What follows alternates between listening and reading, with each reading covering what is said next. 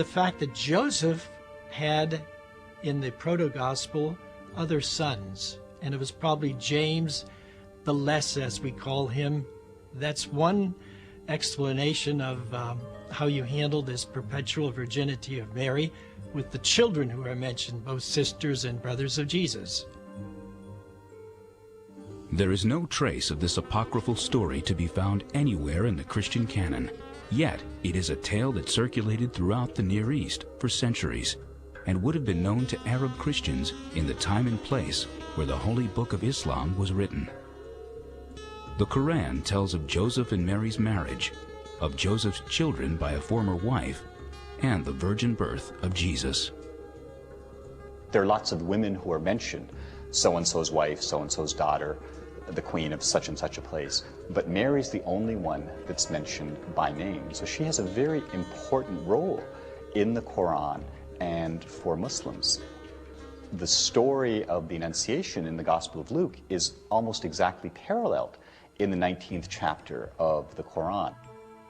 And the Spirit said, I am only a messenger from your Lord, sent to bestow a good son on you. How can I have a son, she said, when no man has touched me, nor am I sinful? He said, Thus it will be. Your Lord said, It is easy for me, and that we shall make him a sign for men and a blessing from us. This is the thing already decreed. The fact that Mary is mentioned more by name in the Quran than the Bible, I don't think most Christians are aware of that. The fact that Muslims believe that Jesus was born of Mary, who's a virgin, that the virgin birth of Jesus is an article of faith for Muslims, and a similarity with Christians. And so, even as this intriguing text was beginning to gain acceptance with second-century Christians, it was stories of Jesus, not his mother, that ultimately were chosen for inclusion in the Christian Bible.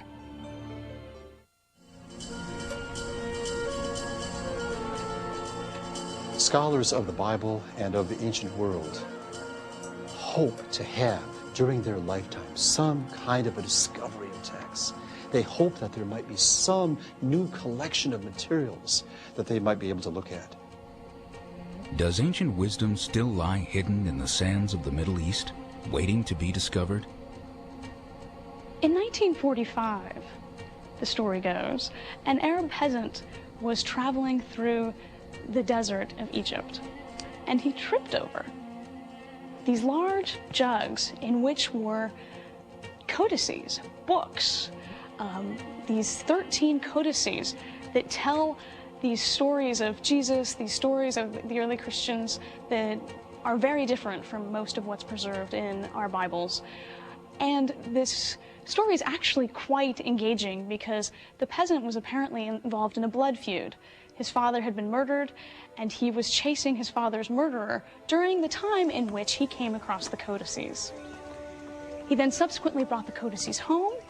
He gave them to his mother. She threw them in the straw pile. Some of them were burned for heating, because what is more important when you're living at the edge of subsistence like that? Heat, or what may be absolutely priceless treasures from antiquity?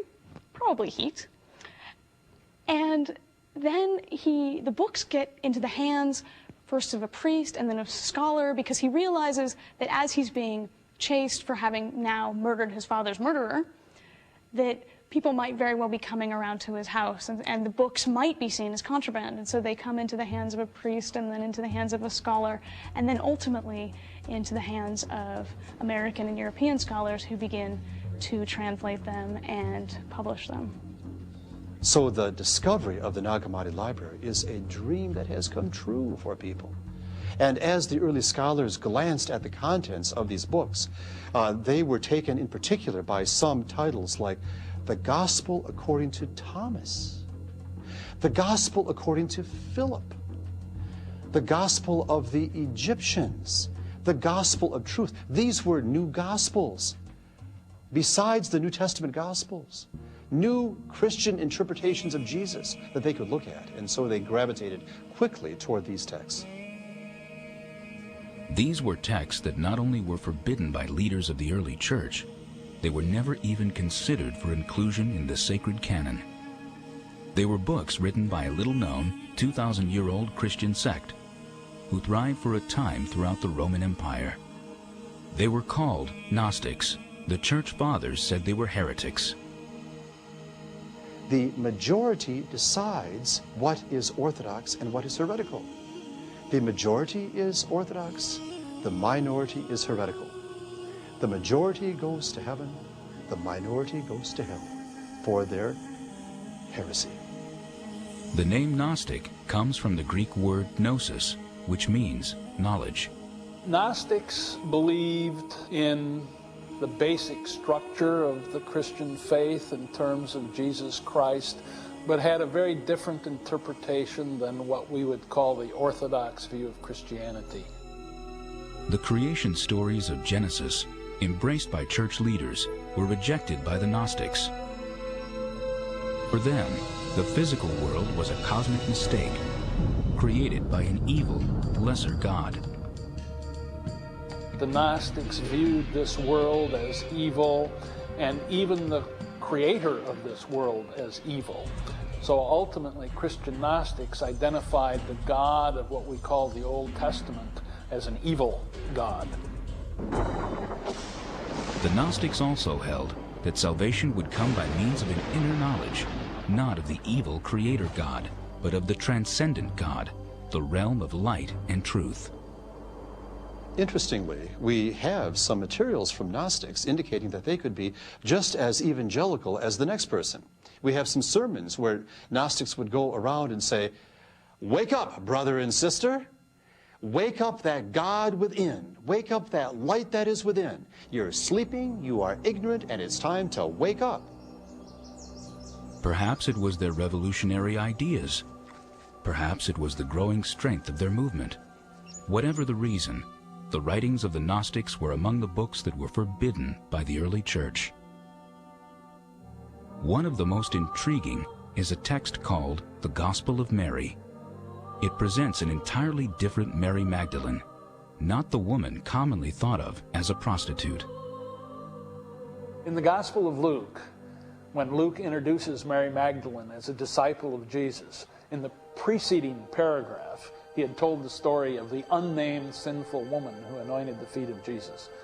So later in the church tradition, these two women were coalesced, and that's how Mary Magdalene became known in the history of the church as a prostitute, although the texts don't say she was a prostitute.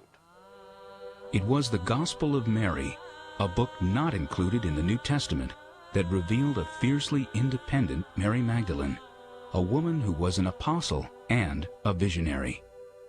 There's a scene in the Gospel of Mary following the ascension of Jesus in which we see the disciples, Peter, Andrew, Levi, and Mary, sitting around chatting. And at one point, Peter probes Mary as to what she has learned from Jesus. He thinks that she and Jesus have had a particularly close relationship and that Jesus may have communicated to Mary some special information that they would like to know. And Peter is quite ready to say that Mary is the most important of the women around Jesus. So he's quite all right with that. But Mary goes on to divulge special teaching that she got from Jesus and claims to be not first among the women, but specially beloved by Jesus. The words she speaks to the apostles reflect the unusual mystical teachings of the early Christian Gnostics. I said to him, "Lord, I saw you today in a vision." He answered and said to me, "Blessed are you that you did not waver at the sight of me, for where the mind is, there is the treasure." I said to him, "Lord, now does he who sees the vision see it through the soul or through the spirit?" The Savior answered and said, "He does not see through the soul nor through the spirit, but the mind which is between the two. That is what sees the vision." Initially, the disciple Andrew exclaims that this teaching that she has communicated to them is very strange. How could Jesus have taught such an unusual thing? But then Peter comes along and he challenges Mary, not based on the information that she has conveyed, but based on her gender. He says something to the effect that how is it that Jesus would have communicated this information to a woman rather than to us? And it's Levi, the disciple Levi, who sort of comes to the defense of Mary of Magdala and says, "Oh, come on, Peter, you've always been a hothead. Who are we to judge Mary if Jesus himself found her worthy?" If you're imagining why would the Gospel of Mary not be allowed in the canon, there are multiple reasons. One would be probably that its whole attitude towards matter, towards the material universe, is too Gnostic for the tastes of the New Testament. But the other one is what it says about Mary herself. If everything she said was orthodox, if she said the most straightforward, middle-of-the-road approved doctrine, and said that she got it from Jesus and that she was in charge, it would not get into the New Testament. It's because that women aren't supposed to be intelligent, smart, and forthright, and they're not supposed to follow after a charismatic spiritual leader. And that makes Mary Magdalene very problematic, because if you think about it, who's the first person in the narratives that finds out Jesus is risen? It's Mary Magdalene. It's not any of the guys. It's Mary Magdalene. And so obviously she holds a very high place, but later when you get to start having all of these theologian types or the other serious guys who come in to try to figure out what's right and what's wrong, you have to sort of call her a name. And a woman who has demons or has a problem or issue, it's easier to call her a demoniac and a prostitute than it is to say she's one of Jesus' beloved. And all of that seems to reflect what is going on in the church at that time. This is the debate about the role of men and the role of women in the church. Is there room for a figure like Mary? Is there room for an independent female voice in the church? And the Gospel of Mary says, yes, there is. Many of the New Testament texts say, no, there is not.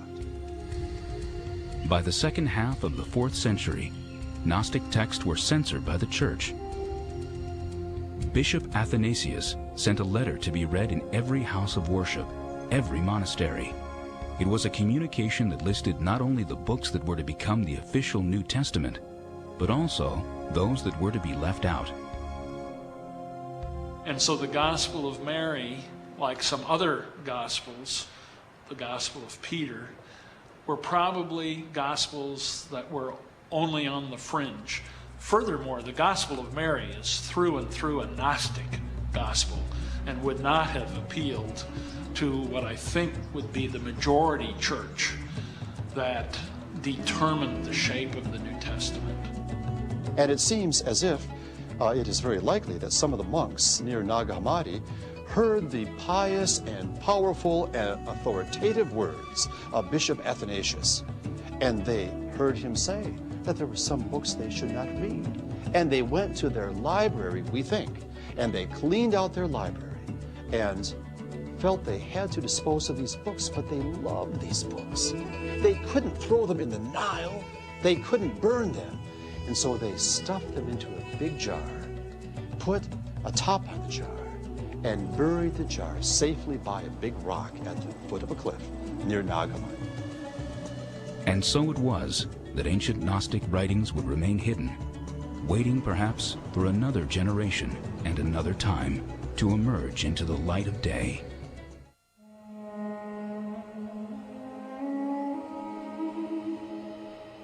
It is a writing that describes Jesus' trial and execution and his descent into hell.